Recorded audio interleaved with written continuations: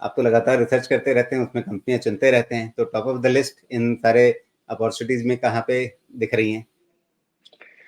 तो देखिए राजीव जी, अगर इंफ्रास्ट्रक्चर के हिसाब से बात करें तो एल सबसे बड़ा नाम आता है, तो एल डेफिनेटली है। प्लस अगर आप छोटी कंपनीज में बात करेंगे तो एनसीसी हमें अच्छी लगती है। बाकी अगर आप सीमेंट में जाते हैं तो सीमेंट में, क्योंकि टायर वन या जो बड़ी कंपनी है वो थोड़ी वैल्यूड लगती हैं, तो जो छोटी कंपनीज हैं, चाहे वो जेके सीमेंट है या बिरला कॉर्पोरेशन है या फिर स्टार सीमेंट है, ये अच्छी लगती हैं।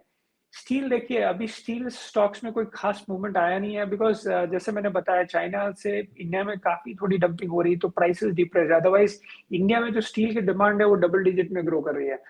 तो यहाँ पे शायद सरकार कुछ ना कुछ मेजर लेके आएगी, तो प्राइस परफॉर्मेंस कहना मुश्किल है, बट कहीं ना कहीं 2-3 साल में आना चाहिए। तो इसमें जितने भी आपके बड़े नाम हैं, चाहे वो आपके एनएमडीसी हो गए जो माइनिंग साइड में है, या फिर टाटा स्टील हो गया, आई थिंक ये सारी कंपनीज मेरे हिसाब से बेनिफिट करेंगे।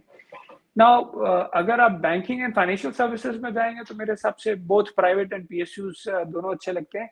हालांकि इस समय हमें पीएसयूज ज्यादा अच्छे लग रहे हैं, तो चाहे आपका स्टेट बैंक ऑफ इंडिया हो गया, आई थिंक वो अच्छा करना चाहिए।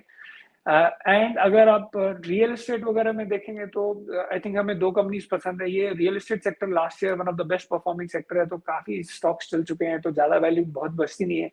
बट स्ट्रक्चरली जो दो कंपनी हमको अच्छी लगती है, वो एक ब्रिगेड इंटरप्राइजेस है एंड दूसरी महिंद्रा लाइफ स्पेस है। बिकॉज कहीं ना कहीं महिंद्रा ग्रुप में ये कंपनी का जो को लेकर आउटलुक है काफी बढ़िया है, 3 से 4 गुना करना चाहते हैं बिजनेस को।